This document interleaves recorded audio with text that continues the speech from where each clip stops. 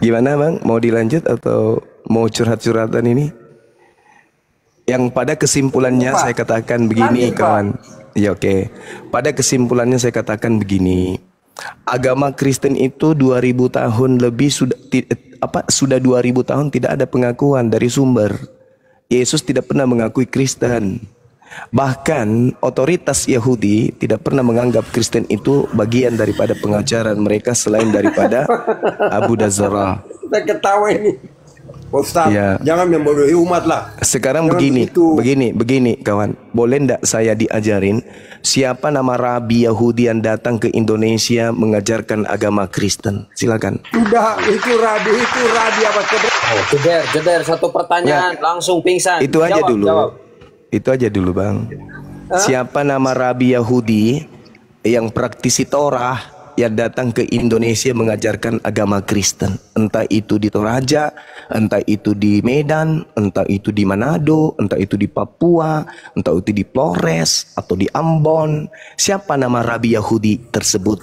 Pingin saya tahu namanya, silakan. Saya tidak tahu itu rabi itu. Nah, memang nggak Saya ada. tidak tahu. Saya orang Kristen. Memang nggak Saya ada. Kristen. Ya Yang memang. datang mengajarkan kekristenan itu Martin, Peter, apalagi Sangkurken, Andrianus, Tren, apalagi Mantinting, Mandalinting, apalagi Anda ini Anosius, Pak, caranya apalagi Blasius Asong, siapa lagi? Tendensus Mereka Mingkondok akan Diobela, buta semua. apalagi Nakande Polok Napea Asu Bolong, siapa lagi? Enggak ada orang Yahudi. katanya gurunda model begini. Aduh. Saya kan bertanya kepada saudara, kalau Kristen itu adalah agama yang disahkan oleh otoritas Yahudi dari sejak 2000 tahun yang lalu, tentu yang mengajarkan itu adalah imam-imam, rabi-rabi Yahudi. Makanya saya bertanya, jangan malah kabur. Siapa nama Yudaism, orang-orang Yahudi penganut Torah yang datang ke Indonesia mengajarkan menyembah kepada Kristus? Namanya siapa? Adakah? Adakah?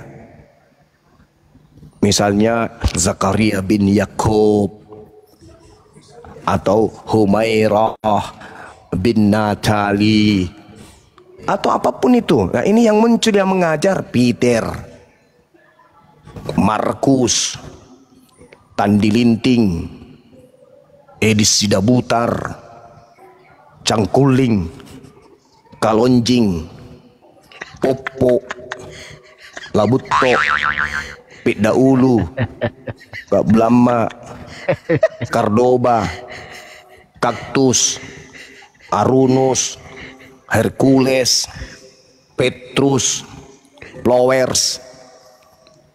Apa itu? Daniel, Bom-bom, Neptunus, Jupiter, Pararang, Padale. Pingin seperti kami gitu loh, ya, seperti kami yang datang mengajarkan Islam. Habibana Habib Sulkifli Emabas. Wah, kan kayak gitunya. Iya kan? Katanya dari Yahudi yang datang ngajar di sini. Tangkelangi, Pluto, Martince, Sidesi, Mingkondong Diobela, Sule Kokande Bobu Sisolafekan.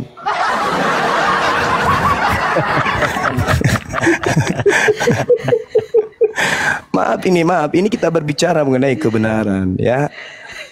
Jadi tolak ukur yang kebenaran itu tetap kebenaran. Ya, kebenarannya di mana? Ya itu dia aku tanya saudara, kalau agama Yahudi, agama Kristen ini adalah agama yang disahkan atau diaminkan oleh otoritas Yahudi, maka tentu yang mengajarkan kekristenan itu adalah imam-imam atau rabi-rabi Yahudi. Sekarang ada enggak? Ada enggak kemudian? Enggak usah terlalu jauh. Kita ini udah puluhan tahun berdebat. Ada enggak orang-orang Yahudi yang tampil membela kalian? Ada enggak? Membela akidah Kristen ada enggak? Enggak ada. Enggak Ayam mau ada. ke WB dah, ayam mau ke WB. Dek Nara. Ayam mau mani ke WB. Dek Nara kepeng.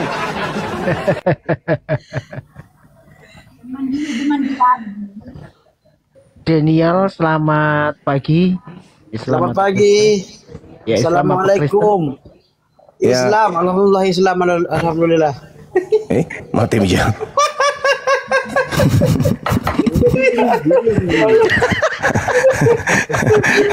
Maafkan hamba ini ya Allah. Jadi nggak enak saya. Allahu Akbar. Inilah bagusnya kalau kita menggunakan nama-nama yang Islami ya kan ya. Iya. Allahu Akbar. Ini namanya kan kesannya itu apa Gurunda ya? Kayak kita sudah tahu lah ya kan ini arakamat, tapi ternyata mengucapkan salam jadi nggak enak. Itu dia makanya. Allahu Akbar, masya Allah. Siap, abangku, abang Daniel, ada yang mau disampaikan dulu. Mohon maaf ya, abangku di bawah dulu ya. Bang Daniel, abang, assalamualaikum. Oke, terima kasih ya. Aduh. Dinda Tahta sehat kan ya? Semuanya sehat kan? Dinda Erik, Zulkifli, Madukuba, Bunda. Alhamdulillah, Masya Allah. sehat Gurunda. Syukur Alhamdulillah, masya Allah. Bang pun juga harus sehat-sehat juga bang. Alhamdulillah, amin. Sehat Gurunda, sehat. Sehat Alhamdulillah, ini Full udah lumayan membaik. Banyak doa sebaliknya untuk Bang Zuma, semoga sehat selalu bersama Amin. keluarga. Amin. Alhamdulillah Gurunda. Izin ya, Pak Oscar, Muslim apa Kristen Pak Oscar? Pak Oscar? Malah di mute Pak Oscar. Muslim apa Kristen? Coba buka mute-nya Pak Oscar. Oke, kalau tidak monitor saya turunkan ya Pak Oscar. Kabur ular sawah katanya.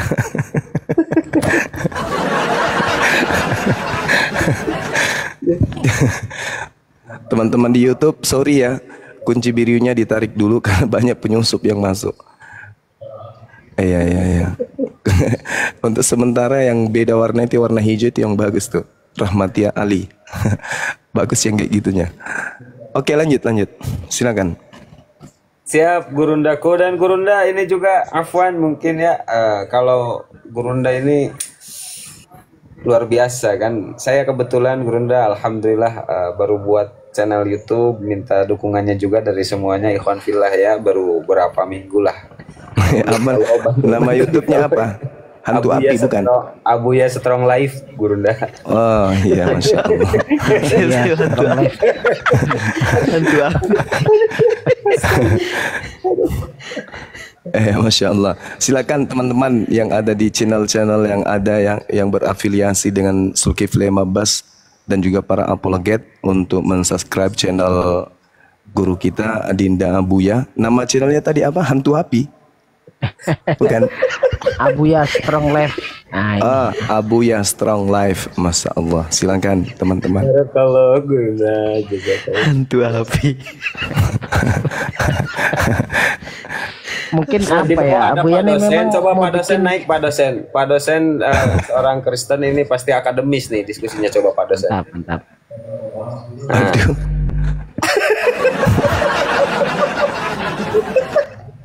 Silakan kawan STT Silakan. TikTok. Selamat pagi Pak dosen. Suaranya dikencangkan suaranya, jangan pelan-pelan gitulah. Selamat pagi.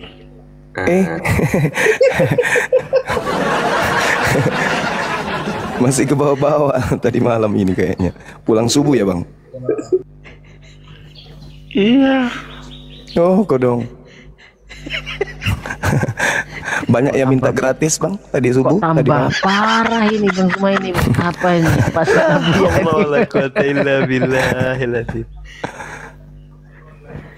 Gimana Pak dosen? Pak dosen, Kristen ini menghujat Yesus ya, Pak dosen ya? Bener gak? Masa sih? Wah, gak tahu ini. Coba mungkin Anda mau mendengarkan data-data yang ada, Pak dosen? Silakan. Oke ya, nyimak dulu ya, jangan dipotong, nanti Anda tanggapi. Fadol Gurunda, Kristen Apa penghujat itu? Yesus. Kristen penghujat Yesus.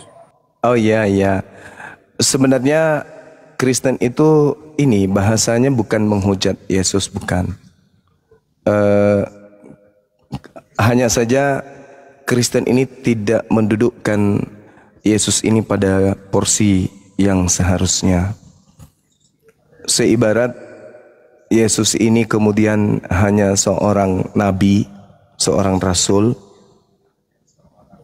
akan tetapi oleh Kristen dijadikannya sebagai Tuhan. Kenapa ini bisa terjadi? Karena sejatinya Kristen ini bukan pengikut anak Maria. Kristen ini adalah pengikut Kristus yang datang kepada Paulus. Jadi kita sebagai umat Islam harus bijak menyikapi ini. Bijaknya seperti apa? Kristen ini pengikut Kristus itu betul. Tapi Kristus yang diikuti oleh Kristen ini bukanlah nabi yang datang di tengah-tengah Bani Israel, yang lahir tanpa ayah, mengajarkan Bani Israel untuk kembali kepada hukum Taurat. Bukan Yesus itu yang saudara kita Kristen ikuti. Yang saudara Kristen kita ikuti itu adalah Kristus yang datang kepada Paulus, Kristus yang datang di Pulau Patmos. Itu yang diikuti oleh saudara-saudara kita Kristen.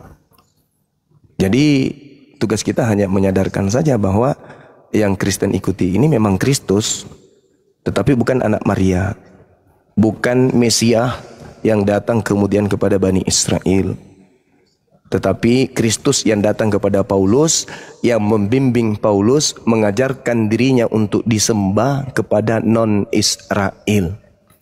Nah itu, cuman sebagian Kristen belum sampai ke sana pengajarannya. Kebanyakan dari Kristen itu menganggap bahwa yang mereka sembah itu adalah yang lahir tanpa ayah. Padahal yang mereka sembah itu adalah yang awal dan yang akhir. Itu. Bukan yang lahir. Kalau yang lahir itu nggak mungkin yang awal. Kalau lahir itu kan belakangan muncul, lebih tua Maria daripada yang lahir ini. Tapi yang disembah oleh saudara Kristen, yang pernah mengaku akulah awal, akulah akhir, dan itu mustahil anak Maria. Itu bukan anak Maria itu. Cuman saudara kita Kristen ini menggabungkan antara anak Maria dengan Kristus yang tak berawal tak berakhir tadi. Sehingga terkadang saudara Kristen kalau kita kasih bukti data, kenapa Yesus itu kemudian lapar, takut, was-was, mereka akan menjawab, ya itu sisi 100% manusia.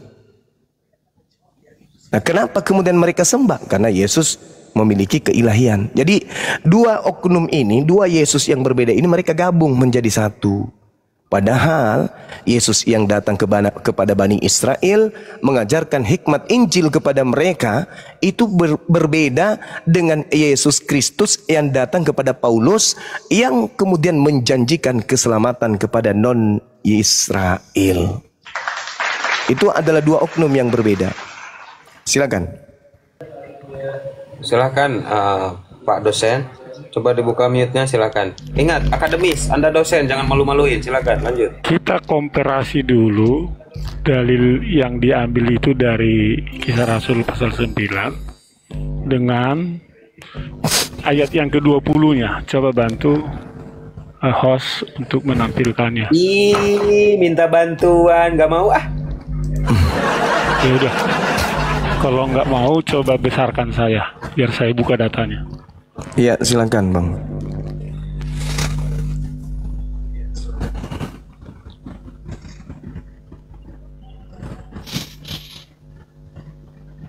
Udah besar Bang, tinggal kupingnya aja yang enggak. Silakan. Kisah Rasul 9 atau Kisah Rasul 22? Ayat 20. 9 atau 22? 20. Matiin Roy. Cekarut di otak nah. Ia memberitakan siapa di situ? Yesus.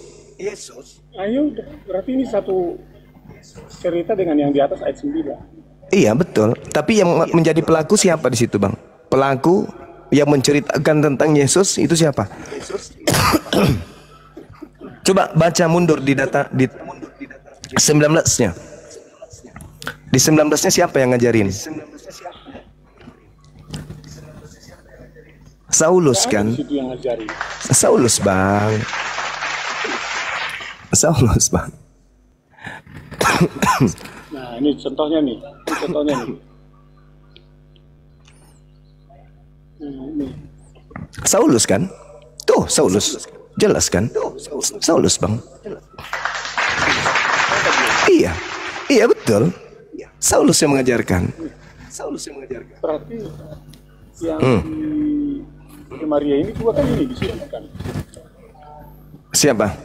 Oh, lain kaidah itu. Sabar. Boleh saya jelaskan sedikit? Yang ke Maria ini siapa dikatakan? Oke, boleh saya jelaskan sedikit? Ya, enggak jawab Oke. ini. Siapa yang mana? Ini namanya. Yesus. Iya, anak Theos, anak dewa. Kenapa rupanya? Nah, mari kita lihat ke yang dikatakan kepada Maria. Ya silakan. Kan tadi saya sudah bilang, Yesus yang datang kepada Paulus dan Yesus yang datang kepada Maria disatukan oleh Kristen, di mana itu adalah dua oknum yang berbeda. Nanti saya buktikan. Iya. Nih, Ya, siapa yang menjawab? ya, malaikat Roh Kudus akan turun atasmu dan kuasa Allah akan ada padamu, yang maha tinggi akan menaungi engkau, sebab anak itu disebut sebagai anak Allah. Ya, emang kenapa? Sama kan? Oke. Boleh saya jelaskan? Enggak, jawab dulu. Sama enggak? Iya sama anak Allah, betul. Terus? Ya sekarang saya jelaskan, boleh nggak? Enggak, jawab dulu sama enggak? Kan saya sudah bilang sama. Oh ya udah, berarti kenapa? Oke, Nah, makanya izinkan saya menjelaskan. satu. Izinkan saya menjelaskan. Nah, pasang. Jadi Oke, izinkan saya menjelaskan. Santai. Oke, silakan. Jadi sudah jelas, Anda sudah mengakui yang Anda tadi sebut itu berbeda, ternyata sama. Rekam teman-teman di bawah. Sen, mute dulu ya, gantian Anda ini. Oke. Jadi kalau saya buktikan data-data seperti ini, nanti Anda akan mencret tepung sagu. Di dalam Lukas 24 nomor 37, di situ sama kata pneuma, artinya hantu. Di dalam Yohanes 4 nomor 23-24 sama. Kesembahan Anda adalah pneuma. Pneuma artinya apa? Hantu. Berarti Anda penyembah hantu. Kalau hanya berbicara mengenai data-data kosong seperti itu, makanya saya katakan izinkan saya menjelaskan. Oke? Berbicara mengenai anak Allah dalam perspektif pemahaman orang Yahudi, anak Allah itu adalah hamba Tuhan. Hamba yang dekat, yang lengket, yang intim, taat menjalankan segala perintah ayahnya. Datanya di mana? Amsal 3 nomor 11, nomor 12. Mereka orang-orang Yahudi disebut anak karena mereka intim menjalankan, mentaati perintah Tuhan seibarat anak yang taat kepada perintah dan bimbingan sang ayah. Itu disebut anak Allah atau anak Elohim atau kekasih Allah atau hamba Allah. Itu dalam perspektif. Makanya orang Yahudi disebut sebagai anak-anak Elohim, hamba-hamba Elohim maksudnya. Makanya di dalam Kisah Para Rasul 4 nomor 30, Yesus disebut sebagai hamba yang suci, anak yang suci. Selesai. Nah sekarang anak Theos sama-sama di Indonesia diterjemahkan sebagai anak Allah untuk mengelabui, untuk menipu. Padahal dalam original teksnya tertulis Theos. Theos artinya dewa. Berarti kalian menyembah anak dewa. Oke, kita tepiskan itu. Kita anggap itu sesuatu yang tidak penting untuk kita bahas hari ini. Ketika saudara memahami anak Allah, anak Theos di dalam pengajaran Kristen, Anda baca di dalam Kolose 2 nomor 9. Anda baca Filipi 2 nomor 6, nomor 7, nomor 8. Yang dianggap anak Theos di situ adalah Theos itu sendiri yang nuzul menjadi daging. Beda kan? Kalau kata anak Allah di situ sama. Tapi dalam konsep akidah antara anak Elohim dan anak Theos dalam Kristen itu berbeda jauh. Kalau Yahudi, anak Elohim itu adalah hamba Elohim, manusia yang taat kepada perintah Elohim. Sedangkan anak Theos di dalam Kristen itu adalah Theos itu sendiri yang nusul menjadi daging. Beda. Itu yang perlu Anda pahami. Jadi sekali lagi saya katakan, orang Kristen seperti uraian saya, orang Kristen itu mencoba menggabungkan antara hamba Elohim dengan anak Theos yang adalah Theos itu sendiri. Sehingga kenapa dia mati? Oh, itu adalah sisi kemanusiaannya. Kenapa dia kemudian naik ke langit? Oh, karena itu adalah sisi keilahiannya. Mereka orang Kristen menggabungkan. Kenapa bisa begitu? Karena pada saat Yesus berkhotbah, pada saat Yesus penginjilan, Kristen belum ada. Kristen muncul nanti mengambil pengajaran dari Yahudi dan hasil penyelidikan orang-orang yang tidak dikenal, lalu melantik Yesus menggantikan dewanya orang Roma dan Yunani. Lahirlah konsep Karisteng. Coba Anda baca dalam Kisah Para Rasul 11 nomor 26. Setahun lamanya Paulus dan murid-muridnya tinggal di Antioquia, Turki. Di sanalah kemudian penyebutan Kristen itu muncul, yaitu pengikut Kristus. Pengikut Kristus yang mana? Sudah pasti bukan Kristus anak Maria, tapi Kristus yang datang kepada Paulus. Antara Kristus yang dilahirkan oleh Maria dan Kristus yang datang kepada Paulus, itu adalah dua Kristus yang berbeda. Catat itu.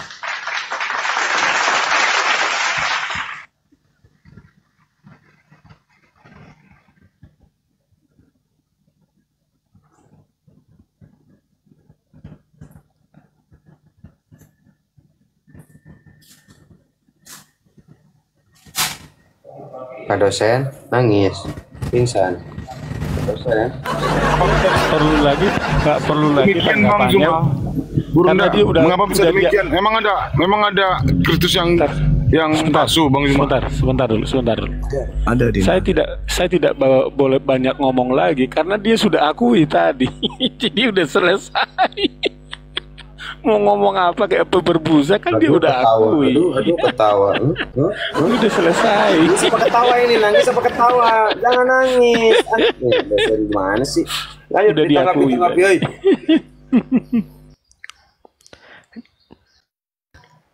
STT Silakan. TikTok ini menertawakan kebodohannya, Bu ya, menertawakan kebodohannya. Iya, gua heran kadang-kadang sama chatting ini. Silakan.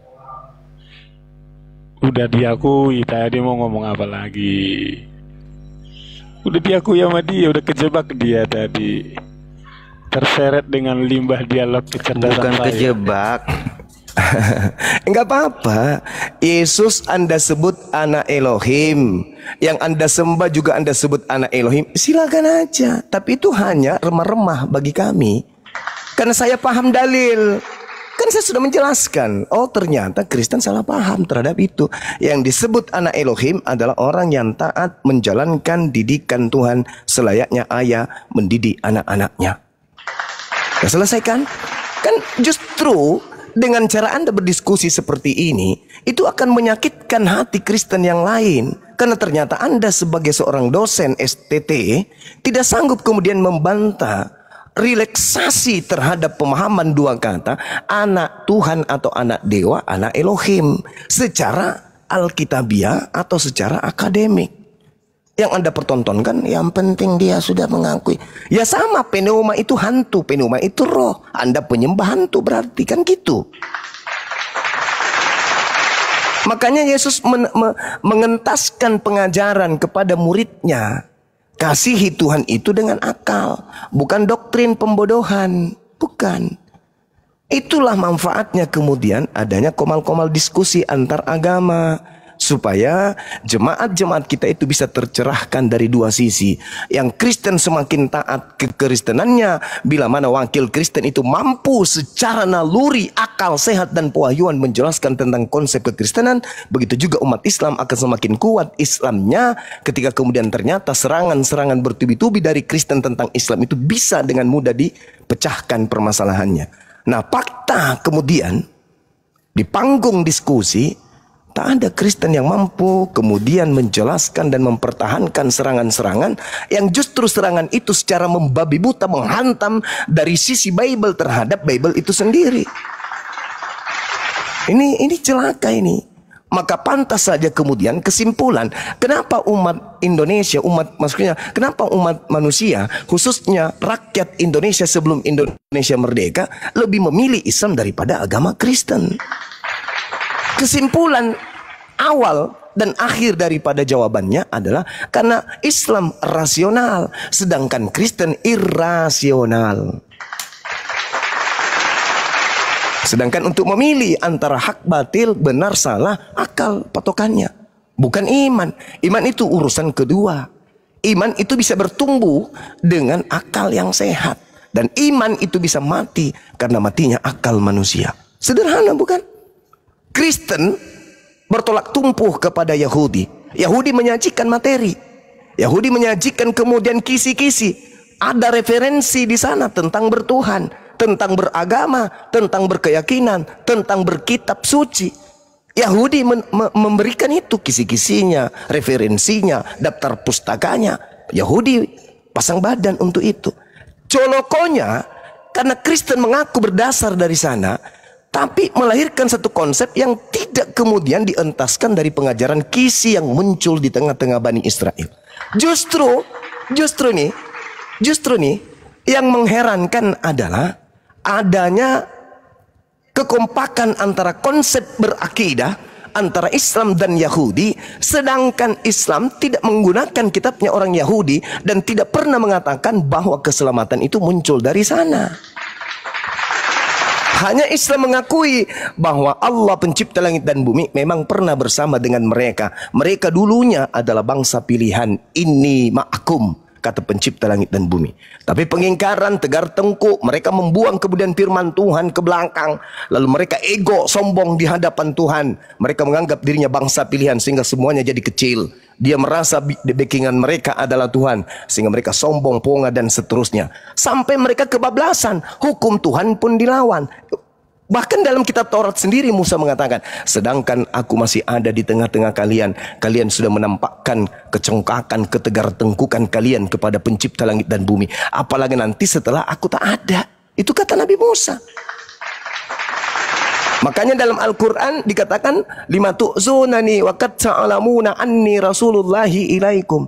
Nabi Musa mengatakan, hei kalian itu tahu loh, aku ini rasul utusan pencipta langit dan bumi loh, yang khusus spesial diutus untuk kalian loh, membebaskan kalian dari Bani Israel, perbudakan dari Bani Israel. Kalian begitu dihinakan Bani Israel, diperbudak oleh Bani Israel, ditindas oleh Bani Israel. Bahkan setelah itu aku datang, kemudian apa yang engkau minta kepada Tuhanku aku berikan. Apapun yang kau inginkan dari Tuhan dikabulkan. Tapi kenapa sih kamu selalu menyakiti aku? Kenapa? Itu kata Nabi Musa alaihissalam. Nah, kalau ini sudah terjadi, Bible mengajarkan itu, Al-Quran juga mengajarkan itu. Lalu Kristen ini, kita harapkan kebenaran dari Kristen ini, polanya dari mana aspeknya? Gak ada sama sekali. Maka wajarlah kemudian, ya orang lebih memilih Islam daripada Kristen, kawan. Ya itu tadi, karena dasar pijakannya berada pada rel irrasional, tidak masuk akal. Sedangkan Islam, alhamdulillah, mendudukkan koridor akal itu seimbang, selaras, satu not, satu ketukan, satu irama dengan Al-Quranul Karim. Nah itulah hebatnya. Nah, makanya ketika Anda hanya uli-uli kata anak Allah, yang di situ jelas anak Theos. Nah, saya sedih, seorang dosen, tapi hanya bisa jadi bahan tertawaan dan mengecewakan bagi saudara kita Kristen. Saya kira begitu sementara, silakan. Dan ujung-ujungnya kabur. Kacau. Tapi ada Bang Noel nih. Bang Noel ini dia ini lebih enak. Dia mau belajar. Bro Noel, selamat pagi Bro Noel. Oke, selamat pagi Bang. Ya Bang. Oke, Bro Noel, gimana pagi hari ini? Baik, sehat? Baik Bang, baik Bang. Aduh, tapi itu dikondisikan dulu noise, Bro. Oke, udah Bang. Ini tadi mantap. Semoga Tuhannya Yesus memberkati. Amin. Amin lah. Lagi Anda menanggapi apa yang barusan disampaikan oleh Gurunda Zuma? Silakan Bro Noel. Baru gabung, baru Abang add pula aku tadi. Kurang menit, baru 5 menit gabung. Yeah. Mungkin kira-kira Gurunda barangkali ada yang mau disampaikan dulu kepada Bro Noel ini atau Bro Noel Iya. silakan Gurunda. Baik, saudara, tadi saya berdiskusi dengan salah satu dosen STT. Saya kenal orangnya kok. Sudah lama teman kami dari sejak Zoom. Jadi dia kemudian mencoba untuk menarasikan agama Kristen. Kenapa kita bahas Kristen? Kenapa kita bahas Islam? Karena dua agama ini sama-sama agama syiar. Sama-sama, ya, sama-sama agama yang ingin supaya orang lain itu masuk ke dalamnya. Karena dua agama ini memiliki pola, yaitu sama-sama mengklaim dirinya sebagai jalan keselamatan, kan gitu. Jadi wajarlah diskusi ini kita bangun. Lalu kemudian saya mengatakan antara pohon dari agama samawi seibarat pohon, Kristen itu berada pada pohon yang berbeda. Sedangkan agama samawi ini adalah agama yang diasaskan atas pewahyuan dari langit kepada nabi-nabi. Sedangkan Kristen ini adalah agama yang dibangun dari buku-buku yang dituliskan bukan berdasarkan pewahyuan, tapi berdasarkan hasil penyelidikan dan hasil penerjemahan dari kitab agama Yahudi. Itu mutlak, harus diakui, suka ataupun tidak suka. Kemudian Kristen ini bisa bertahan kemudian bukan karena adanya ditopang oleh kebenaran mutlak, tetapi karena adanya konsep, doktrin dan dogma yang lebih mengedepankan kepada peleburan antara Yesus yang datang ke tengah-tengah Bani Israel sebagai nabi dan rasul besar dengan sosok yang datang kepada Paulus yang mengaku Kristus.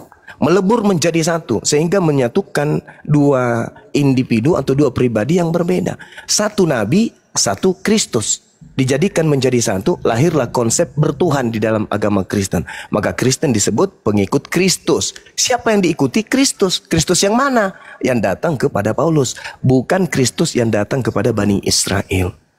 Saya kira begitu, kawan. Silakan. Oke. Yang dimaksud tadi dengan Kristus pembawaan Paulus sama Kristus Bani Israel itu perbedaannya di mana menurut Abang? Ya, Kristus yang datang di tengah-tengah Bani Israel itu adalah seorang manusia suci, yang menerima tugas kemudian untuk menyampaikan kepada Bani Israel untuk kembali kepada hukum Taurat, mengajarkan Bani Israel untuk menerima dirinya sebagai utusan Tuhan, dan mengajarkan kepada Bani Israel untuk menyembah kepada Tuhannya Nabi Musa saja, jangan ada yang lain.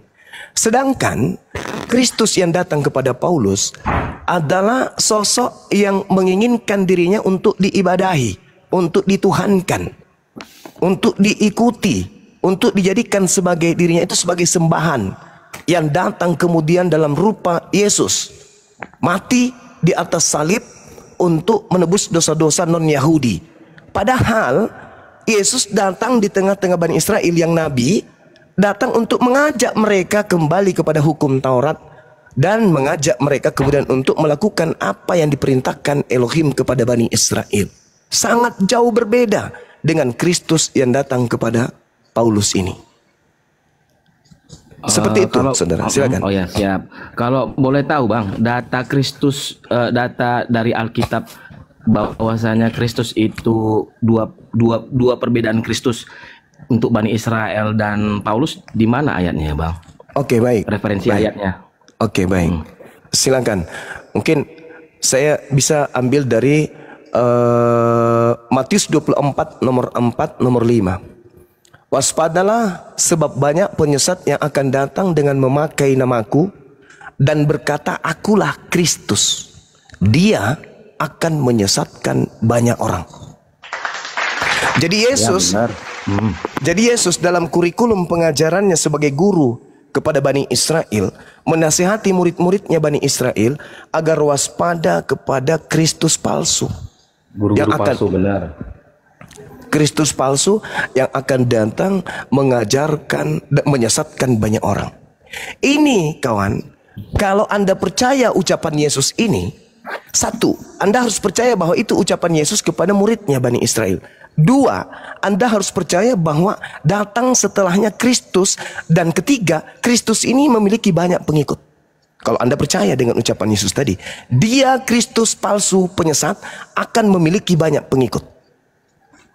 Kalau Anda percaya itu, mari kita sama-sama mencari mana Kristus palsu itu dan mana banyak orang yang disesatkan oleh Kristus palsu itu. Silakan. Tapi menurut pemahaman saya ya Bang, saya bukan apologet, saya hanya Kristen biasa, tidak ada pengalaman untuk berdebat seperti ini. Tapi saya Kristen dari lahir dan saya juga Kristen yang taat. Nah jadi kalau untuk pemahaman Abang di Matius tadi, kalau saya sudah sering baca itu, Kristus yang di Matius ini sama dengan apa yang diceritakan Kristus di surat Rasul Paulus, dalam kitab-kitab surat-surat Rasul Paulus. Dan yang saya pahami adalah Matius, di dalam Matius ini Kristus penyesat itu datang itu nanti, dia belum datang Bang. Itu menurut pemahaman saya ya Bang, pemahaman saya. Nah jadi Kristus itu guru-guru palsu itu nanti datang, itu nanti pada waktu di akhir zaman Bang, gitu dia Bang.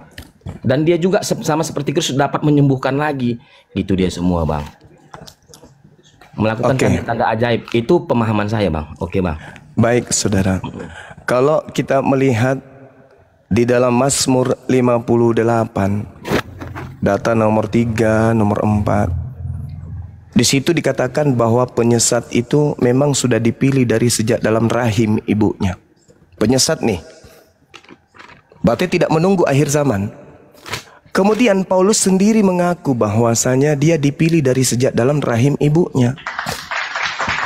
Bisa kita lihat di dalam Galatia 1 nomor 15, Paulus mengaku dengan mulutnya sendiri bahwasanya tetapi waktu dia telah memilih aku sejak dalam kandungan ibuku. Pertanyaannya, Paulus ini dipilih sebagai apa?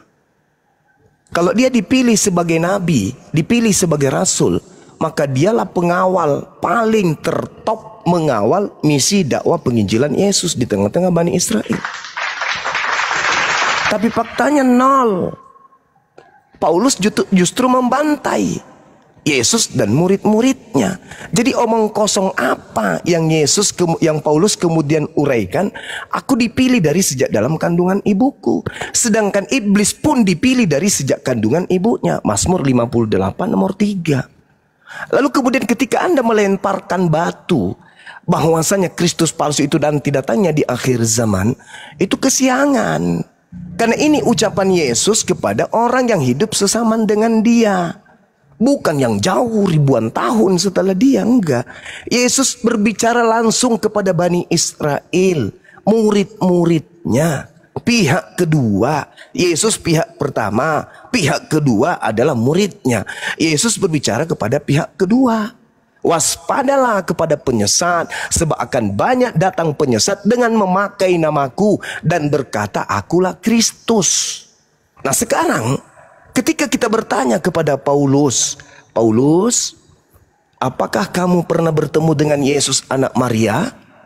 Paulus menjawab tidak pernah. Karena anak Maria itu manusia. Sedangkan Paulusnya bertemu dengan Yesus yang bukan manusia. Di mana Paulus mengakui bahwa dia bertemu dengan Yesus yang bukan manusia? Di dalam Galatia 1 nomor 11, nomor 12. Aku menerima Injil bukan dari manusia. Bukan manusia yang mengajarkan aku Injil, tetapi pernyataan Yesus Kristus. Benarkah Maria bukan melahirkan manusia? Melahirkan manusia. Benarkah Yesus mengaku bukan manusia? Yesus mengaku manusia. Yohanes 1 nomor 51. Aku manusia. Berarti yang datang kepada Paulus ini siapa? Rohnya Yesus Bang. Nah ini Bang. Nah ini yang Anda yang saya harus mengucapkan terima kasih karena Anda sudah mengatakan rohnya Yesus. Iya. Malaikat berkata di dalam Kisah Para Rasul 1 nomor 11. Ini bukan Yesus tuh. Nanti kita jelaskan pernyataan Yesus. Malaikat berkata dalam Kisah Para Rasul 1 nomor 11. Yesus yang kalian lihat terangkat ke langit akan datang kedua kalinya sama seperti kalian melihat dia datang, sama seperti kalian melihat dia terangkat ke langit. Yesus terangkat dengan dagingnya, datang kedua kalinya dengan dagingnya, betul? Betul Bang. Yang datang kepada Paulus ada daging nggak? Dia roh gini kalau pengertian dalam Kristen ya Bang. Iya, Nah, jadi silakan. kalau pengertian dalam Kristen, nggak tahu dalam pengertian Abang. Nah, jadi pada waktu kisah Saulus bertobat jadi Paulus itu, pada waktu dia penganiayaan penganiayaan jemaat Kristen, pengikut Kristus. Karena dia kalau nggak salahku orang Gamaliel, orang ahli agama dia dulu kurasa. Farisi, dia murid Farisi, Gamaliel. ahli agama. Nah, jadi pada waktu itu dia dibutakan, dan itu dikonfirmasi oleh rasul-rasul lain pada waktu dia mau menunjukkan jalan Kristus, bahwasanya benar ini Kristus, aku telah didatangi Kristus. Roh Kristus itu bilang ada yang berbicara gitu sampai dia buta, kan gitu kisahnya Bang. Jadi kalau dikonfirmasi telah dikonfirmasi kebenaran dia bahwasanya dia buta, datang untuk ke murid-murid yang lain gitu, murid-murid Yesus pada zaman itu dia Bang. Gitu. Jadi hai Saulus, kenapa kau aniaya aku? Seperti itulah bahasa yang tertulis di Alkitab Bang. Nah, itu kenapa, siapa yang dia nanya? Murid Kristus. Nah, jadi kalau kenapa kau aniaya aku? Yang dianiaya kan muridnya Bang. Nah, jadi yang pasti yang berbicara itu adalah Kristus, gitu dia Bang. Oke, baik. Itu salah satu jawaban, nggak apa-apa. Tapi saya ingin bertanya kepada saudara. Ketika Anda berbicara mengenai pertobatan Paulus, tadi yang dia katakan dia dipilih dari rahim itu dipilih sebagai apa? Ya, kita umat pilihan gitu dia Bang, pilihan Kristus gitu dia. Enggak, maksudku Paulusnya kan mengaku aku dipilih dari sejak dalam rahim ibu. Ya, dipilih benar, sebagai apa? Dipilih sebagai? Ya, umat pilihan kita Bang, kalau kita semuanya Bang. Enggak, bukan Anda, Paulusnya. Iya, termasuk si Paulus gitu. Dia Bang. dipilih menjadi apa dia? Pengikut Kristus Bang.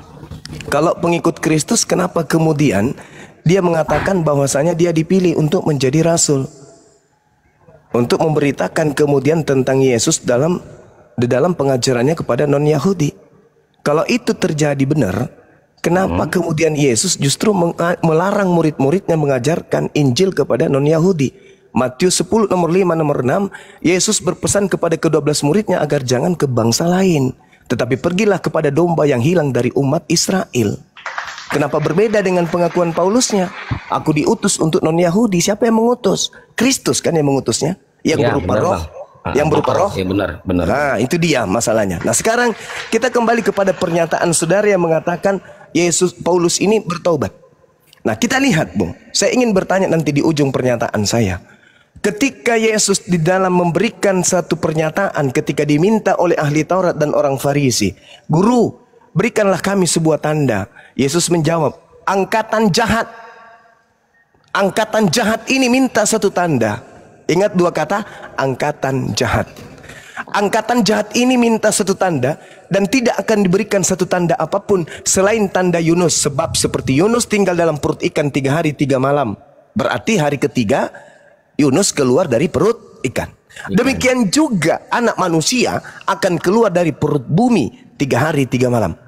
Akan berada dalam perut bumi 3 hari 3 malam. Artinya pada hari ketiga anak manusia ini akan keluar dari perut bumi. Betul? Iya, benar Bang. Itu tanda untuk siapa? Angkatan yang benar atau angkatan jahat? Nah, aku koreksi sedikit dia Bang. Nah, Iya, silakan. angkatan jahat ini yang dimaksud dalam yang Abang baca barusan itu adalah orang-orang Farisi dan ahli agama Bang. Betul. Paulus masuk nggak orang Farisi? Iya, termasuk Bang. Oke, baik. Nah, sekarang kita lanjutkan. Pada sebelumnya si Saulus. Oke. Sekarang kita lanjut. Sekarang di data Matius 12, data berlanjut. Apabila roh jahat keluar dari manusia, ia pun mengembara ke tempat-tempat yang tandus mencari pemberhentian. Jadi orang tadi ini kemasukan roh jahat, lalu kemudian bertaubat. Sehingga ketika dia bertaubat, maka roh jahat ini keluar. Tetapi roh jahat ketika keluar dari orang yang bertaubat tadi, tidak menemukan tempat untuk bernaung. Lalu ia berkata iblis ini berkata kemudian, "Aku akan kembali ke rumah yang kutinggalkan itu." Maksudnya kembali ke orang yang tadi bertobat. Maka pergilah si jahat ini mendapati rumah kosong itu bersih, tersapu dan rapi teratur. Lalu roh jahat ini keluar kembali dan mengajak 7 roh lain yang lebih jahat daripadanya dan masuk kembali berdiam di tempat orang yang tadi bertobat. Maka akhirnya keadaan orang yang tadi bertobat jauh lebih buruk daripada keadaannya semula.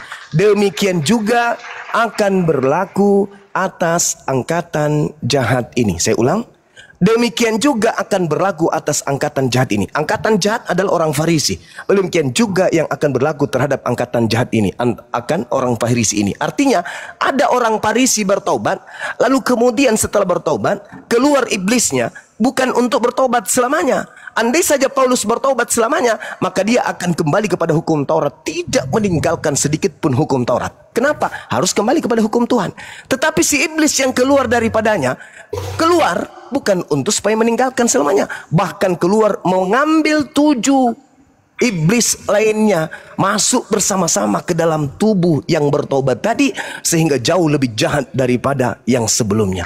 Dan ini kata Yesus akan berlaku atas angkatan jahat ini. Ingat angkatan jahat tadi? Minta satu tanda. Jadi angkatan jahat yang kerasukan setan, 8 setan dalam tubuhnya, akan beriman kepada kebangkitan pada hari ketiga. Itu tanda Yunus, tanda jahat. Pertanyaan saya kepada saudara, kalau yang bertobat tadi, orang Farisi tadi, ahli Taurat tadi, sesama dengan Yesus, dan dia disebut angkatan jahat, dan percaya kepada kebangkitan hari ketiga bukan Paulus, lalu siapa bang? Silakan. Nah, jadi gini bang, sebelum aku mau apa tadi yang abang bilang roh jahat masuk. 1, kalau dia bertobat nanti 7 kali baru masuk. Dia dalam artian aku yang kupahami bang, jikalau saya bertobat, saya udah berbuat baik nih, tapi saya jatuh lagi ke dalam dosa bang. Jadi iblis itu bang masuk lebih jahat. Misalnya contoh kecil ya, itu yang saya pahami ya bang. Nah saya sudah bertobat mengikut Kristus. Tiba-tiba dalam 1 tahun ini saya jatuh ke dalam dosa. Dosa awal saya itu cuman melakukan mabuk-mabukan. Rupanya saya disentuh dengan firman-firman Tuhan, saya bertobat. Dan kedua, setelah setahun, rupanya saya jatuh lagi ke dalam dosa. Dan dosa itu bisa 7 kali lebih jahat dari yang sebelumnya. Mungkin saya sudah mabuk-mabukan, judi, main perempuan, zina, semua saya lakukan. Itu yang saya pahami dalam yang abang bilang tadi, kalau kita bertobat, orang jahat bertobat, 1 kali dia bertobat, udah itu 7 kali nanti roh jahat itu masuk kembali. Kalau kita jatuh lagi ke dalam dosa, gitu dia bang. Kan kalau Paulusnya kan tidak jatuh lagi ke dalam dosa bang, setelah bertobat. Jadi menurut saya sih bang, dia nggak mungkin 7 kali roh jahat itu masuk lagi ke dalam dia. Tetapi kemungkinan saja kalau si Paulusnya itu jatuh kemarin ke dalam dosa, bisa jadi dia lebih jahat menganiaya orang Kristen. Itu bisa jadi sih bang, gitu dia. Oke, jadi gini kawan, kalau itu yang Anda jadikan sebagai sandaran, kemudian kita lihat data yang saya bacakan tadi, itu tidak seperti itu konsepnya. Matius 12 tadi ini menjelaskan dengan sangat rinci, apabila roh jahat keluar dari manusia, dia pun mengembara ke tempat-tempat yang tandus. Jadi Yesus ini sedang bernubuat tentang seseorang yang hidup seangkatan dengan Yesus, seangkatan dengan orang Farisi yang minta tanda. Demikian juga akan berlaku atas angkatan jahat ini. Artinya satu manusia bertobat, keluar iblisnya. Bertobat dari mana? Dari menganiaya murid Yesus. Tapi setelah menganiaya murid Yesus, apakah dia menjadi baik? Tidak. Apa buktinya dia tidak menjadi baik? Kita lihat di dalam Matius, kemudian Matius 24 nomor 15. Jadi apabila kamu melihat pembinasa keji berdiri di tempat yang kudus, menurut firman yang disampaikan oleh Nabi Daniel. Jadi Yesus mengacu kepada kitab Daniel. Apa yang terjadi di kitab Daniel? Coba kita lihat di dalam Daniel 7 nomor 25. ia akan mengucapkan perkataan yang menentang yang maha tinggi dan akan menganiaya orang-orang kudus milik yang maha tinggi. Ia berusaha untuk mengubah waktu dan hukum, dan mereka diserahkan ke dalam tangannya selama 1 masa dan 2 masa dan setelah setengah masa. Ini nubuat daripada Nabi Daniel bahwa sang pembinasa keji ini menentang perkataan yang maha tinggi, menganiaya orang-orang yang suci, kemudian ia berusaha untuk mengubah hukum. Ya, itu benar. Itu benar. Nah, sekarang apakah Paulus mengubah hukum Taurat? Dia gini, Mbak. Kalau untuk dari Paulus itu memang bahasanya dia menggugurkan Taurat. Kenapa? Karena ini menurut saya sih kurang paham. Saya bukan apologet ya, Bang. Ini menurut saya, kalau salah dikoreksi. Nah, jadi Yesus itu adalah kenapa dibatalkan hukum Taurat? Karena dia hukum Taurat itu ada 2 kalau pemahaman kami, Bang, ada 2. 10 hukum Taurat itu diperas harinya cuman 2 dia, Bang. Kalau kita melakukan hukum Taurat, kasih Tuhan Allahmu, kasih sesama manusia, ya udah, kita tidak pasti kalau sudah 2 itu kita lakoni, kita melakukan hukum Taurat. Nah, kenapa Paulus menggugurkan hukum Taurat? Karena Yesus, kalau kita sudah menerima Yesus, karena kita tidak lagi di bawah hukum Taurat, itu maksudnya, Bang. Dosa-dosa kita, kalau jangan membunuh, jangan begini. Nah, kita kan kalau dalam Kristen, kalau kita dosa keturunan itu ada sejak lahir, kita itu sudah membawa dosa keturunan, gitu dia, Bang. Masih di bawah hukum Taurat. Makanya pada waktu kepercayaan orang Kristen, kalau kita sudah di dalam Kristus, kita lepas dari dosa hukum Taurat, itu dia, Bang. Nah, ini cobalah kekeliruan seibarat benang yang kusut yang kemudian ingin kita jelaskan. Hukum Taurat itu tak ada hubungannya dengan Kristen. Itu dulu. Hukum Taurat itu adalah hukum Tuhan yang merupakan perjanjian baru Tuhan kepada Bani Israel. Tak ada hubungannya dengan Kristen hukum Taurat itu. Tapi Kristus yang datang kepada Paulus, yang masuk ke dalam Paulus ini, mengajarkan seakan-akan ada keterkaitan antara hukum Taurat dengan Kristen, sehingga hukum Taurat itu harus dibatalkan untuk Kristen.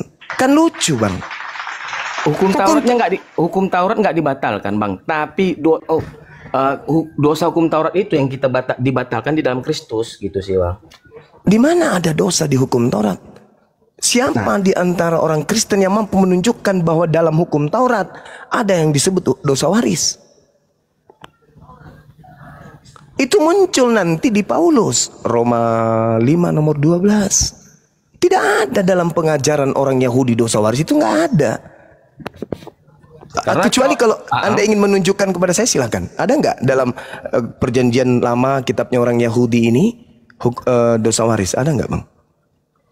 Itu nanti saya pelajari dulu, Bang. Nggak ada, kawan. Nanti saya pelajarin. Nggak ada. Nah, terus saya mau klarifikasi lagi untuk nubuat tentang Daniel itu kalau menurut saya, Bang, nubuat Daniel itu untuk antikristus, Bang. Nah, betul. Maksud antikristus. Betul Itu apa?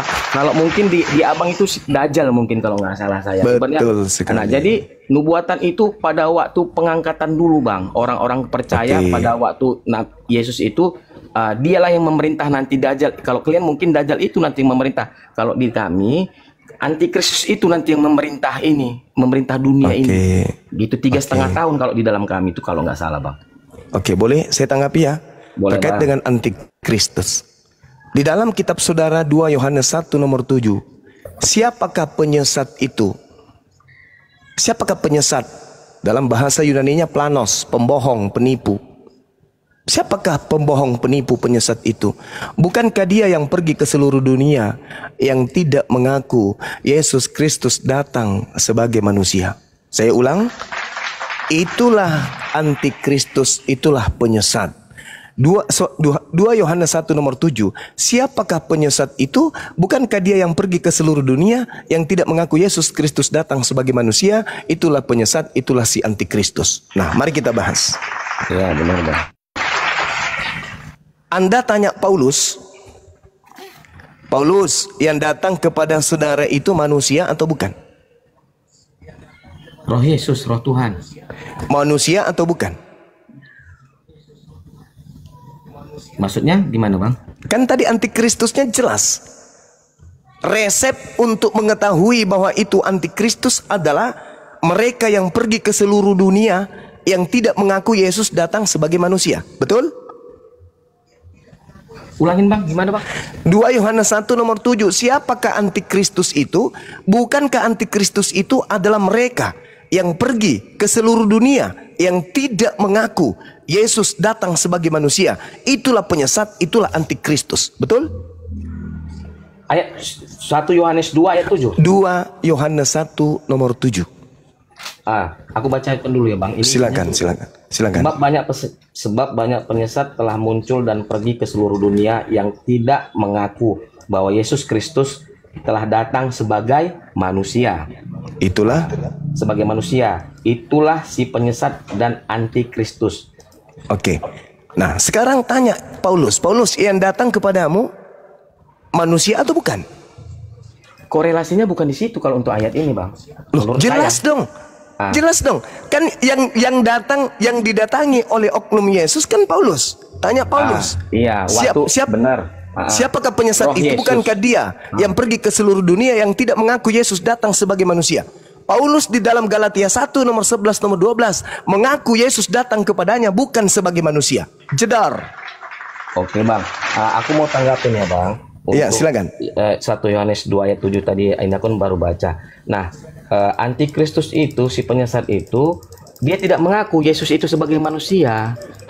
Kan Yesus ini lahir nih, makanya orang Yahudi itu menolak itu sebagai juru selamat mereka, orang Yahudi, gitu loh bang. Tapi apakah orang Yahudi mengakui bahwa Yesus datang sebagai manusia? Ya, yang nggak mengakuin lah bang. Jadi Yesus datang Tuhan sebagai apa? manusia. Nah, jadi bukan lari ke Tuhan, Bang. Iya, Jangan. Oke. Apakah orang Yahudi mengakui Yesus itu manusia? Orang Yahudi. Iya. Ya memang Yesusnya manusia, bang. Manusia. Apakah Paulus mengakui Yesus yang datang kepadanya itu manusia? Saulus. Iya, Paulus. Nah, pada waktu Saulus, Yesus sudah terangkat ke surga, bang. Ya, pertanyaan saya, yang datang kepada Paulus berarti tidak artinya, bang. Ya, berarti Paulus menganggap yang datang kepadanya Yesus yang bukan manusia, betul? Iya, Roh Kudus. Penyesat enggak dia? Masuk enggak dia dalam kategori penyesat? Tidak, bang. Tidak. Loh, tadi data yang Anda baca, siapakah penyesat itu? Bukankah dia yang pergi ke seluruh dunia yang tidak mengaku Yesus datang sebagai manusia? Ya. Paulus mengakui Yesus datang bukan sebagai manusia. Oh, maksudnya Paulus nanti dia datang kedua kali enggak ya di awan-awan, bang, bukan. Coba Anda baca Galatia 1 nomor 11 nomor 12. Anda baca itu aja dulu. Bentar ya, bang. Galatia. Iya, silakan Bang. Galatia 1 iya. Ayat 11. 12. Sebab aku menegaskan kepadamu, saudara-saudaraku, bahwa Injil yang kuberitakan itu bukanlah Injil manusia, karena aku bukan menerimanya dari manusia dan bukan manusia yang mengajarkannya kepadaku, tetapi aku menerimanya oleh pernyataan Yesus Kristus. Nah, apa yang Anda tangkap di sana? Nah, kalau saya tangkap ini menurut saya ya, bang. Nah, Yesus Kristus itu kan Tuhan ini, bang. Nah, itulah antikristusnya. Terima kasih. Itulah antikristusnya. Mereka yang pergi ke seluruh dunia yang tidak mengaku Yesus datang sebagai manusia. Udah selesai kita. Oh, mungkin ya nggak apa-apa kalau mungkin tanggapan abang seperti itu. Cuman kalau yang aku pahamin, aku membaca semua. Nah, itu kalau dalam 1 Yohanes 2 tadi itu, ya Yesus itu pada waktu dia lahirnya dari Maria, itu ada banyak penolakan. Pada waktu dia pun bayi, bang, yang setahu saya, Raja Herodes itu membunuh semua anak-anak yang berusia seapa Yesus gitu, bang. Karena kan dia sudah diwahyukan mau datang kan gitu, bang. Makanya banyak segala cara untuk menghabisi si Yesus ini gitu dia, bang. Itu menurut situ, bang. Saudara kami umat Islam dan juga kaum Yahudi menerima bahwa Yesus datang sebagai manusia. Jadi kami bukan antikristus. Sedangkan kalianlah antikristus itu. Karena kenapa? kalian mengakui bahwa yang datang kepada Paulus itu bukan manusia, tetapi adalah Tuhan. Lagi pula kawan, ketika Yesus dicobai di dalam Lukas 4, memang iblisnya mengaku dirinya itu Tuhan. Iblisnya yang mencobai Yesus ini ya, bahwasanya apabila engkau menyembah aku, maka segala kuasa dan kemuliaan dunia akan aku berikan kepadamu. Itu cara iblis mencobai. Artinya iblis ini meliputi dirinya, menginginkan dirinya untuk dipercayai sebagai Tuhan, bukan sebagai makhluk, bukan sebagai manusia, atau bukan sebagai setan tentunya. Tetapi dia mau supaya manusia ini terjerumus ke dalam penyembahan kepada dirinya. Makanya tadi di awal saya menjelaskan kepada saudara bahwa Yesus meminta kepada Bani Israel agar waspada kepada penyesat yang datang dengan memakai nama Yesus dan berkata dia adalah Kristus. Nah, yang datang kepada Paulus ini mengaku Yesus dan mengaku Kristus. Apa yang terjadi kemudian? Bible yang menumpahkan kebenaran yang ada di dalamnya itu sendiri mengatakan bahwa antikristus adalah dia yang tidak percaya Yesus datang sebagai manusia. Kan yang tidak percaya Yesus datang sebagai manusia kan cuma Kristen melalui pengajaran Paulus. Kalau saudara mengatakan Yesus datang sebagai manusia, faktanya Anda menyembahnya, berarti Anda menyembah manusia. Lebih parah lagi. Adalah lebih baik ketika Anda mengatakan Yesus itu manusia ketika datang di tengah Bani Israel, tapi setelah datang kepada Paulus dia bukan lagi manusia. Artinya Anda berkongko-kongko dengan Paulus sebagai antikristus itu sendiri. Ya kami sih cuma senyum-senyum aja. Karena bagi kami nih Yesus itu adalah manusia. Sekarang, dulu, sekarang dan selama-lamanya. Dia tetap manusia. Tapi kalau di Kristen dulu manusia, tapi sekarang dia Tuhan. Nah, ini celakanya itu di sini. Satu. Yang kedua, Yesus mengatakan di dalam Matius 24 nomor 5, Kristus ini akan menyesatkan banyak orang. Kristus ini akan menyesatkan banyak orang. Kalau kemudian ada Kristus baru, siapa yang percaya? Lawang orang Islam Kristus yang Anda ajarkan aja kami tidak percaya. Apalagi kalau ada Kristus baru nanti, kami nggak percaya. Nah, bagaimana dengan Kristen? Apakah Kristen akan menanggalkan kemudian Kristus yang ada dan mengikut kepada Kristus yang baru? Tidak mungkin. Lalu siapa yang akan disesatkan nanti di akhir zaman oleh Kristus baru ini? Nggak ada. Yang ada sekarang ini adalah Kristen. Kristen itu artinya pengikut Kristus. Artinya tergenapi ketika Yesus mengatakan Kristus ini, si penyesat ini akan menyesatkan banyak orang. Dan orang banyak yang disesatkan ini tentu disebut sebagai pengikutnya. Maka lahirlah konsep Kristen. Kristen artinya pengikut Kristus. Tadi saya sebelum Anda ada seorang dosen STT, saya katakan, kenapa sudah 2000 tahun orang Yahudi kemudian tidak menjadi Kristen? Kenapa Kristen memiliki pola sendiri, berdiri sendiri, memiliki konsep Tuhan sendiri, kitab yang mereka ambil dari terjemahan agama lain, dia bentuk sendiri, keselamatannya sendiri, dan seterusnya. Kenapa? Karena orang Yahudi paham betul adanya penyesat yang kemudian datang, yang ngaku-ngaku sebagai Kristus. Nah itulah yang terjadi, itulah yang kami tahu, itulah yang kami pahami. Makanya kitab suci kami menerangkan wa iyyaduuna illa syaitanan marida. Yang saudara-saudara sembah itu adalah setan yang durhaka. Bahkan Al-Qur'an saya mengatakan ya'iduhum wa yumannihim wa ma ya'iduhum syaitan illa gurura. Setan itulah yang memberikan janji-janji kepada orang-orang kafir, dan setan itulah yang membangkitkan angan-angan kosong orang-orang kafir, padahal setan itu hanya menjanjikan tipuan belaka kepada orang-orang kafir. Nah, pembuktiannya ada di kitab saudara. Matius 7 nomor 22 nomor 23. Kalian yang menyembah Kristus, memanggil Tuhan Kristus, bernubuat, memisat dan kemudian mengusir setan pakai nama Yesus Kristus, ternyata di penghujung nanti Yesus mengusir kalian dengan mengatakan kalian semua adalah pembuat kejahatan, aku tidak mengenal kalian. Itu jelas itu, Bang. Matius 7 nomor 22 nomor 23. Jadi kalian mengikuti Kristus yang palsu, di akhir zaman ketemu dengan Yesus yang asli. Yesus aslinya berkata, aku tidak mengenal kalian. Ternyata kalian mengikuti Kristus palsu yang datang kepada Paulus itu. Tapi ini penjelasan saya mengurai dari Al-Quran dan juga Bible. Anda mau menerimanya silakan, tidak menerima juga silakan. Itu adalah hak prerogatif saudara.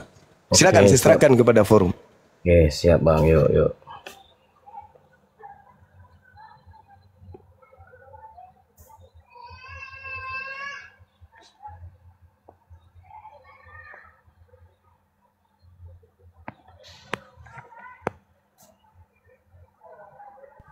Abu ya.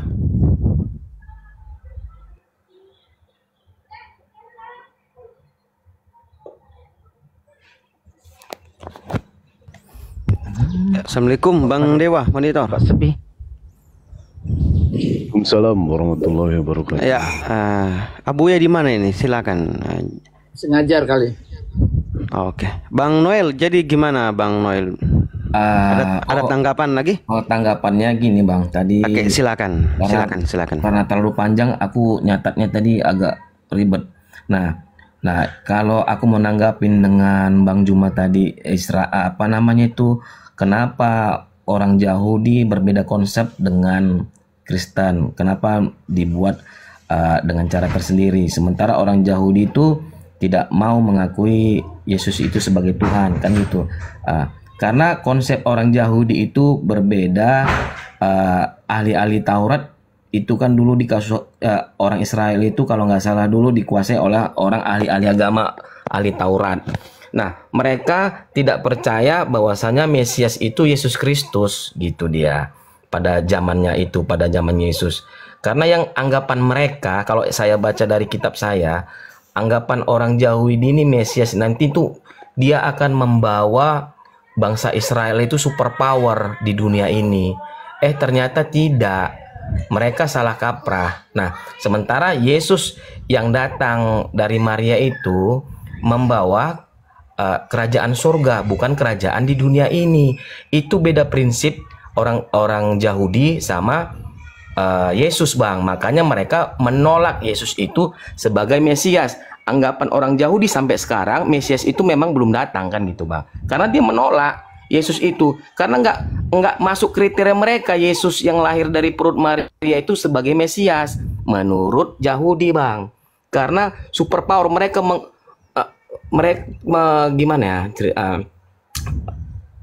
mereka menganggap intinya Mesias yang akan lahir itu superpower, membawa mereka berdaulat paling tinggi di bumi ini, Bang. Gitu dia. Padahal tidak.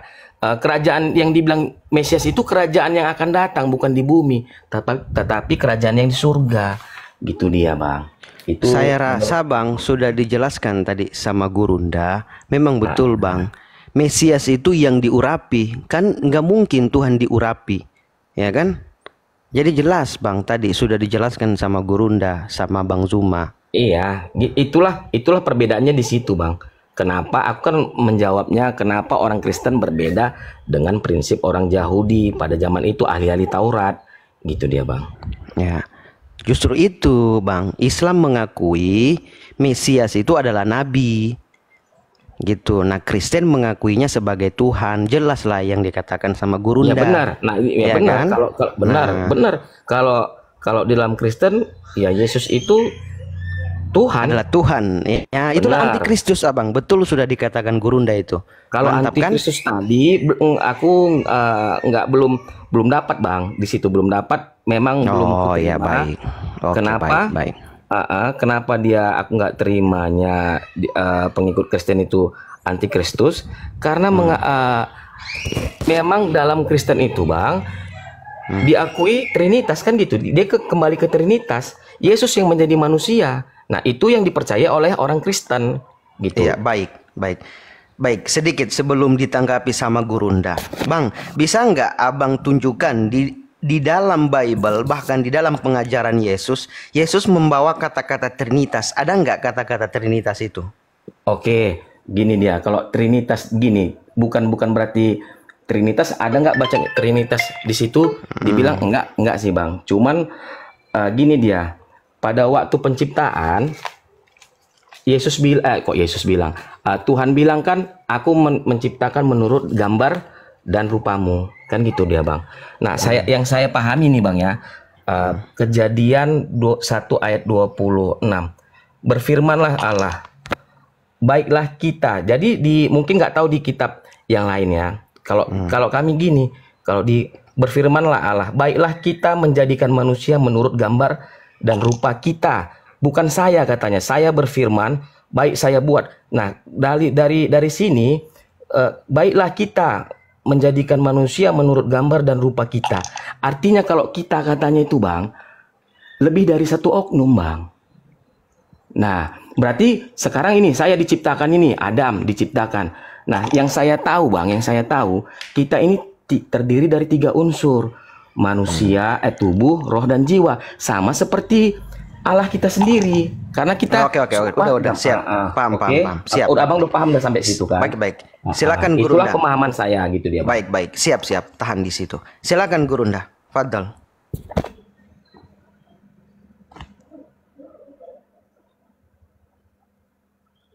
Bang Zuma mungkin lagi bikin kopi mungkin Bang Zul. Oh, bikin. Oke. Bikin kopi ya Bang Dewa, monitor Bang Dewa, Guru. Sedikit ya Bang Zul ya Bang Nol ya. Tapi Ya. kejauhan Siap. kalau Bang Nol membahas penciptaan itu membahas Yesus itu lari ke ini ya, ke perjanjian lama, kejauhan Bang Nol. Yang Siap. dimaksudkan tadi itu Bang Zuma kan menunjukkan data bahwasanya orang yang tidak mengaku Yesus sebagai manusia itulah si penyesat, gitu loh. Nah, pada saat Anda membawa data bahwasannya Yesus itu Tuhan, itu secara fakta Anda menjawab bahwasanya itu Anda itu yang antikristus karena mengakui Yesus sebagai Tuhan. Bukan manusia. Nah, Kami mengakui bukan Yesus sebagai manusia manusia juga, Bang. Yang bilang sekarang gini pertanyaannya, yang membilang kami tidak mengakui Yesus sebagai manusia siapa? Justru malah kami mengakui Yesus itu Tuhan yang menjadi manusia. Karena roh Yesus lebih parah lagi itu Pak. Allah. Coba. Lebih parah lagi itu Pak. Oke, baiklah. Paham. Pusat data monitor. Itu ada Bang Dewa. Oke lah. Bang Dewa, silakan Bang Dewa. Ya. Lanjut. Saya udah tidur dari tadi. Lanjut. Ya, tadi sih sudah dipaparkan ya sama Bang Juma ya, Bang Noel ya. Iya, Bang. Dan pada saat diskusi dengan siapa tadi, Pak Preming, kebetulan Pak Preming itu adalah kawan baik juga. Dia sering berdiskusi dan Pak Preming ini kebetulan teman PAUD-nya Bang Erwin ini. Dulu sempat sebangku sama Bang Erwin pada saat PAUD. Betul. Ya, nah gitu. Nah, yang kita heran di sini ya, apa sih? Kita tahu dalam Bible dikatakan dari pohonnya itu akan menghasilkan, dari pohon yang baik akan menghasilkan buah yang baik. Yang baik, iya Bang. Nah, sementara kita tahu yang namanya Paulus itu seperti apa, pengakuannya itu seperti apa, Bang. Ketika abang mengatakan Paulus itu bertobat, katanya bertobat. Yang perlu abang di sini ketahui, Bang, yang namanya ular, Bang, ular itu bisa ganti kulit, Bang. Bisa. Tapi racunnya tetap mematikan. Betul tidak, Bang? Betul, Bang. Nah, dari pohonnya ini, dari buah yang baik akan menghasilkan, dari pohon yang baik akan menghasilkan buah yang baik. Buah yang baik. Apakah Paulus itu dari pohon yang baik, Bang?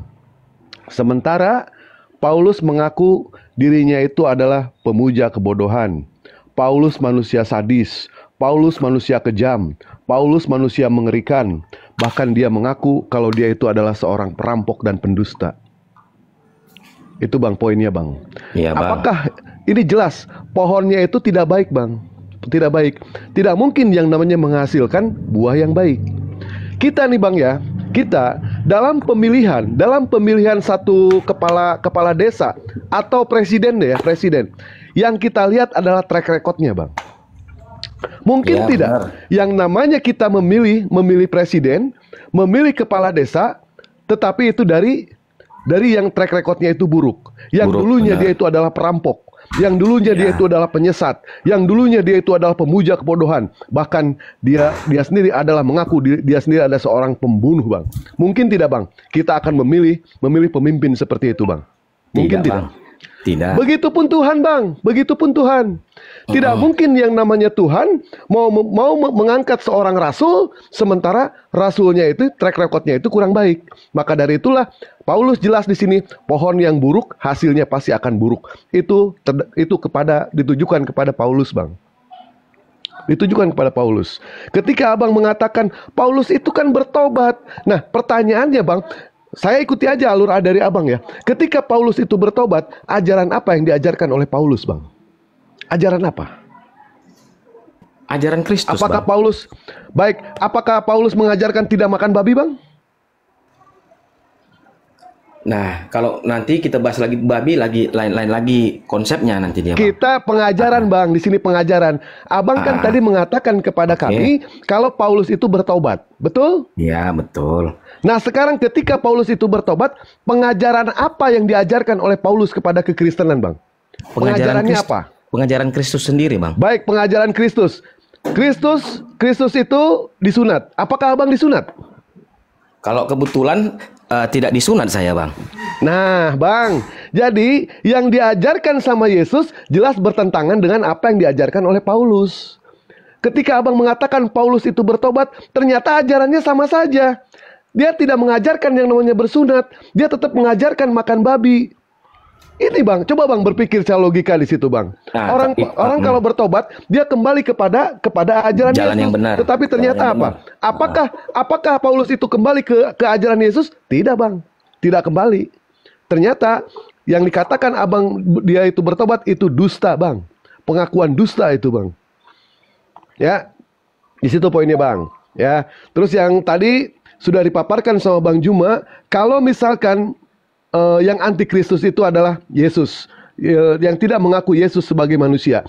Abang di sini tidak mengaku Yesus sebagai manusia, tetapi Abang mengakui di sini Tuhan menjadi manusia. Iya, benar. Nah, apakah ada kata-kata di dalam 2 Yohanes 1 nomor 7 di situ dikatakan yang antikristus adalah orang yang tidak mengakui Tuhan menjadi manusia? Ada nggak kata-kata datang sebagai manusia, datang sebagai manusia, Bang. Iya, Bang. Datang sebagai manusia. Abang di sini datang sebagai apa Yesus itu?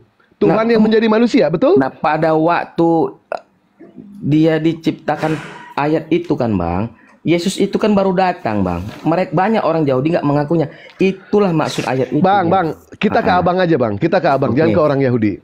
Iya, Bang. Yesus datang sebagai manusia. Sementara Abang tadi mengakui kalau Yesus datang itu sebagai Tuhan yang menjadi manusia. Ada nggak ayat yang mengatakan seperti itu, Bang? Ya banyak lah, Bang. Oh, banyak. Mana coba ayatnya yang ada di dalam Bible Tuhan menjadi manusia. Handphoneku nggak ada pula, Bang. Jadi aku nggak begitu hafal pula semua. Nggak apa-apa, saya ikuti. Saya ikuti aja, nggak apa-apa. Tuhan menjadi manusia. Ya, kita sepakati dulu. Tuhan menjadi manusia. Ketika Tuhan menjadi manusia, Yesus, Tuhannya masih ada atau tidak? Dalam Filipi, Bang, dia mengkosongkan dirinya sebagai saya Allah. tanya, Bang, saya ikuti alur Abang loh, Bang, di sini, Bang. Iya, saya ikuti alur Abang. Tuhan menjadi manusia. Ketika Tuhan itu berubah menjadi manusia, Tuhannya masih ada atau tidak? Bukan Tuhannya berubah, gini dia, Bang. Bukan langsung apa yang Abang pikirkan langsung gini. Nah, sekarang aku balik bertanya, Bang. Kalau Tuhan, kalau namanya Tuhan, dia maha ada nggak, Bang? Maha ada. Tuhan ente ada. Maha hadir, maha semua, dia mahanya semualah. Maha hadir, baik. Tuhan ente ada di neraka, no? Tuhan ente ada di neraka nggak? Tuhan siapa? Tuhan ente. Tuhan saya. Dia maha ada. Iya maha ada, maha hadir. Tuhan ente ada di neraka atau tidak? Di mana-mana dia ada, Bang. Itu maha ada. Ada nggak? Pastikan. Bisa hadir di mana-mana, Bang. Pastikan. Ada atau tidak di neraka? Ada atau tidak? Bukan gini, bahasa Abang jangan menjebak. Enggak gini. Dia maha hadir. Misalnya dia maha hadir di mana-mana dia ada. Nah, baik, di mana-mana ada. Saya tanya, Bang, di neraka ada atau tidak? Di neraka ada atau tidak? Sekarang aku balik bertanya sama Abang. Setan sekarang bisa masuk jalan-jalan ke surga enggak? Bang, kita jangan melarikan ke setan. Enggak. Nah, saya ngikuti dari tadi ngikuti permainan Abang. Setelah saya ikuti, kalau Yesus Abang tetap masih aja menghila. Oke. Bukankah tadi Abang mengatakan kepada kami Tuhan itu maha hadir, Tuhan itu maha ada? Saya tanya, di neraka ada atau tidak? Ya, di mana-mana dia bisa ada. Ada atau tidak? Pastikan. Di Ada atau tidak mana-mana di dia neraka? bisa ada loh bang. Kalau namanya di Ada atau mana-mana dia tidak? bisa ada. Pastikan Ya, abang jawabannya di neraka ada. Pastikan. Iya, Pastikan. bukan bahasa abang beda. Berarti dia ada di neraka dong. Beda dia artiannya bang. Jadi dia gini. Kalau di setiap di mana-mana tempat harus ada di dia, mana-mana. karena dia bisa transenden. ada. Ya, di setiap Nah, tempat inilah dia ya. harus ada. Nah inilah orang Kristen itu ya. Padahal saya mengikuti loh alur dia. Apa sih Iya. dia mengucapkan seperti beda ini? artian nanti Kenapa? dia, Bang. Karena yang namanya kebohongan itu pasti akan terbongkar. Kita kembali Siap. lagi ke pembahasan yang namanya Tuhan menjadi manusia. Ya, Ketika Tuhan betul. menjadi manusia, Tuhannya masih ada atau tidak? Dia maha ada kan? Di mana-mana dia ada. Saya tanya, ketika Tuhan menjadi manusia nih, gini aja umpamanya begini. Pernah nonton Satria Baja Hitam ya, Kota Rominami ya? Pernah bang. Nah, ketika Waktu Kota kecil aku Rominami berubah menjadi Satria Baja Hitam, Kota Rominaminya masih ada atau tidak? Di dalamnya kan? Ya ada atau tidak? Di luarnya ada atau tidak? Di luarnya? Enggak. Tapi Nggak di ada ya? dalamnya. Dia Baik, di berubah, dalamnya. tapi dia di dalam, Baik. gitu. Sekarang saya tanya, ketika Tuhan berubah menjadi manusia, Tuhannya masih ada atau tidak? Masih ada, Bang. Masih ada Tuhannya? Iya, Bang. Berarti ada dua Tuhan. Yang satu Tuhan di surga, Trinitas, yang satu tiga Tuhan dalam satu lah. Kristen bukan dua, Bang. Malah tiga, Bang. Tiga dalam satu pun. Ini yang kita bicarakan Yesus dulu, yang kita bicarakan. Iya, benar. Makanya Bang manusia dari dulu. buat langsung malah tiga saya buat. Oh, berarti Tuhan ente tiga ya? Tuhan ente Bahkan, tiga ya? Jangan dipelintir, Bang. Tiga dalam satu, Bang. Aku bilang, Bang. Tiga dalam satu ini maknanya apa sih, Bang? Tiga dalam satu? Ya tiga jenis tapi dalam satu. Sama kayak kita, namaku Noel, tapi aku memiliki tubuh, jiwa dan roh. Tiga, kan nggak mungkin jiwaku siapa dipanggil? Noel. Tubuh rohku siapa dipanggil? Noel. Tapi kalau rohku nggak ada, aku bukan Noel, mayat namanya, Bang. Ini doktrinnya luar biasa ini. Oh, nggak Kita bener, Bang. berusaha Jadi- mengajak untuk berpikir. Bukan. Nggak tiga. Udah, yang mana sih yang mau saya ikuti? Yang mana sih sebenarnya? Oke, Ini nggak saya apa-apa. bingung. Oke, ya, oke, Arah nggak pembicaraan apa-apa. Karena ente Abang- itu bingung, bener. Karena Kemana-mana Abang ini. tadi Abang tanya, saya jawab itu aja sih, Bang. Cuma jawabannya begini ya. Kalau jawabannya tidak masuk akal, tidak masuk ke dalam pikiran, akal saya pasti akan ngejar. Ya udah kita masuk ke tiga dalam satu lah. Tiga dalam satu ini maknanya itu ada di dalam Yesus semua, terpisah atau menyatu. Nah, tiga dalam satu itu ya kayak gini dia, 3 in 1, 3 satu wujud. Allah itu wujudnya Yesus. Nah, Saya tanya, tiga dalam satu ini menyatu semua di dalam Yesus atau berpisah? Menyatu, Bang. Menyatu semua. Ketika Yesus dibaptis di Sungai Yordan, datang suara dari surga, kemudian ada burung merpati. Terpisah atau bersatu itu? Itu tanda, Bang. Abang baca. Saya apa tanya itu? terpisah atau bersatu? Kan burung merpati datang sebagai tanda Roh Kudus, kan itu maksud Abang kan? Itu Yang saya tanyakan terpisah atau menyatu? Apanya terpisah, Bang? Burung merpatinya. Tadi kan Abang mengatakan kepada kami dengan jelas mengatakan kalau Yesus itu adalah menyatu antara Bapa, Yesus, Roh Kudus itu menyatu. Tetapi Iya, ketika Yesus itu dibaptis di Sungai Yordan, tiba-tiba ada suara dari surga dan ada burung merpati. Terpisah atau menyatu itu? Kalau itu suara Tuhan Allah memang. Saya tanya terpisah atau menyatu? Ya terpisah. Nah, ya sudah. Berarti kata-kata ente mengatakan kalau Yesus menyatu dengan Bapa itu tidak ada. Tadi, Bang. Kalau itu aku bisa jawab sih, Bang. Itu kembali ke Maha Ada, Bang.